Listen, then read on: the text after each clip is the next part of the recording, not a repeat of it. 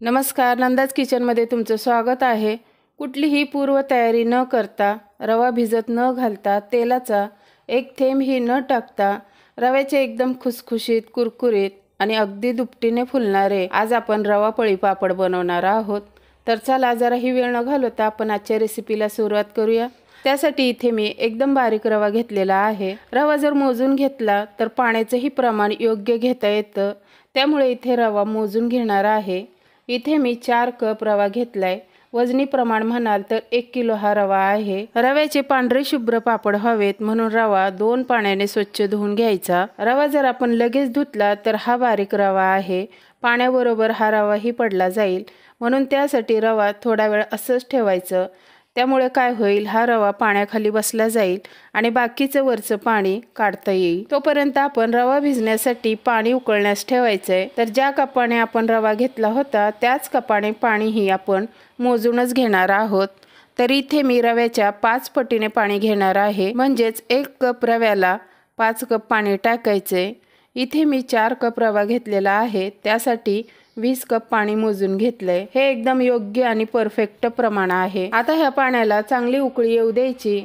त्यासाठी ह्यावर ताट झाकून पाणी उकळण्यास ठेवायचे। रव्याचे पापड बनवताना मात्र जास्त उकळतं पाणी करायचं नाही, कारण उकळत्या पाण्यात जर रव्याचं बॅटर जर आपण टाकलं तर त्याच्या गाठीही होऊ शकतात।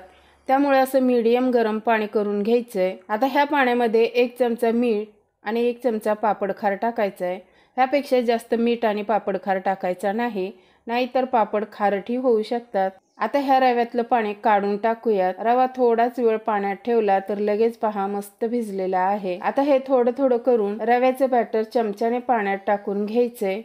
ह्या स्टेजला मात्र गॅस लोच ठेवायचा। इकडे मात्र रव्याचं बॅटर पाण्यात टाकल्यावर सतत हलवत राहायचंय, नाहीतर रव्याच्या लगेचच गाठी व्हायला लागतात। त्यामुळे कंटिन्यू हलवत राहायचंय। रवा पूर्णपणे टाकून झालं की गॅस मात्र मोठा करून सतत हलवत राहायचंय, जोपर्यंत हे रव्याचं बॅटर आपलं घट्ट होत नाही तोपर्यंत। तर पहा अगदी लगेच 5च मिनिटात हे बॅटर घट्ट व्हायला लागतंय।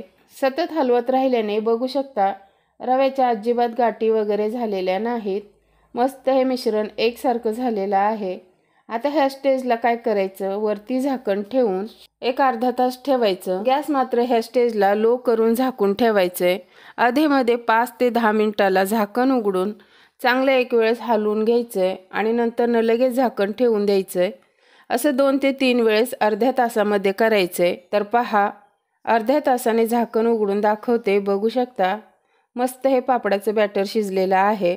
आता पापडाचं मिश्रण शिजण्यासाठी अर्धा तास एकदम परफेक्ट टायमिंग आहे। त्यामुळे पापड वाळल्यानंतर न उलतील किंवा तळल्यानंतर न चिरा किंवा कडा फाटल्या जातील असं काहीही होणार नाही। पापडाचं हे मिश्रण शिजलं की नाही हे कसं ओळखायचं, तर पहा एकदम परफेक्ट मिश्रण शिजलेलं असेल तर अशी ह्या मिश्रणाला मस्त चकाकी येते, चमक येते आणि पळीच्या मागे अशी रेष ओढली गेली पाहिजे, तरच समजायचं की आपलं हे पापडाचं मिश्रण तयार झालेलं आहे। गॅस बंद करायचा। पापड आपले आणखीन चवदार व्हावेत त्यासाठी इथे मी 1 चमचा ओवा आणि 1 चमचा चिली फ्लेक्स टाकलेले आहे। ह्यामुळे पापड खूप टेस्टी लागतात। करून पहा आणि कमेंट करून सांगा। पापड घालताना मात्र हे मिश्रण थंड होईपर्यंत वाट पाहायची नाही, कारण मिश्रण थंड झालं की ह्याचे पापड घालता येत नाही, कारण हे मिश्रण घट्ट होत जातं। त्यामुळे गरम गरम असतानाच लगेच एका अशा छोट्याशा पातेल्यात जेवढं आपल्याला हवंय तेवढंच घ्यायचं आणि बाकीचं हे मिश्रण लगेच झाकून ठेवायचंय आणि लगेच पापड बनवायला घ्यायचंय। तर इथे प्लॅस्टिकच्या पापडाला कागद घरातच अंथरून घेतलेला आहे। पापड आपल्याला बारीक मोठे ज्या साईजचे बनवायचे असतील त्या साईजमध्ये बनवून घ्यायचे। हे पापड बनवताना जास्तही पातळ पापड पसरवून घ्यायचा नाही, नाहीतर वाळल्यानंतर एकदम कागदासारखा हा पापड तयार होतो। त्यामुळे हलकासा मीडियम पापड पळीने पसरवून घ्यायचा। अशाच पद्धतीने सगळे पापड घालून घेणार आहे। पापड मी घरातच सुकून घेणार आहे, कारण आमच्याकडे खूप धूळ माती वाऱ्याने पसरली जाते। त्यामुळे शक्यतो पापड मी बाहेर बनवतच नाही, घरातच करून घेते। रात्रभर पंख्याखाली मस्त कडक वाळले जातात। दुसऱ्या दिवशी पाटीत गोळा करून मग दिवसभर उन्हात ठेवते। वाळल्यानंतर मग काय त्याच्यावर धूळ बसण्याचा प्रश्नच नाही। तर पहा दुसऱ्या दिवशी बघू शकता मस्त कडकडीत हे पापड वाळलेले आहेत।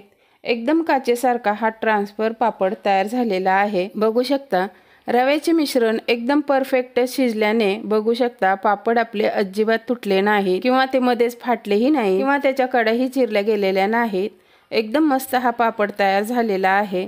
तुम्हाला मी तळून सुद्धा दाखवते। तळण्यासाठी तेल मात्र एकदम कडकडीत गरम करून घ्यायचं आणि मग गॅस लो करून पापड तळून घ्यायचा। एकदम पापड आपला दुपटीने फुलला जातो। तर बघू शकता काय मस्त हे पापड फुलले जात आहेत। अगदी दुपटीने हा पापड फुलला जात आहे। बघू शकता एकही पापड असा नाही की फुलला जात नाही, सगळे पापड मस्त फुलतायत। तर पहा मस्त हे पापड तळून झालेले आहेत। दोन्ही पापडामधील साईज दाखवते, बघू शकता कच्चा पापड आणि तळलेला पापड ह्याच्यातील फरक बघा, तोडून सुद्धा दाखवते। अगदी खुसखुशीत हा पापड झालेला आहे। चवीला तर विचारूच नका, एकदम खमंग हा पापड लागतो। वर्षभर काय 2 वर्ष हे पापड राहतात, अजिबात तेलकट खुमट वास येत नाही, कारण ह्यामध्ये आपण तेलाचा एकही थेंब न टाकता हे पळी पापड बनवलेले आहे। तर आजची ही रवी पळी पापडाची रेसिपी तुम्हाला कशी वाटली कमेंट करून नक्की सांगा। आणि हो, जर माझे व्हिडिओ तुम्हाला असेच आवडत असतील तर लाईक करा, शेअर करा, कमेंट करा। चॅनलला अजून सबस्क्राईब केलं नसेल तर करून घ्या। भेटूया अशाच नवनवीन व्हिडिओमध्ये, तोपर्यंत धन्यवाद।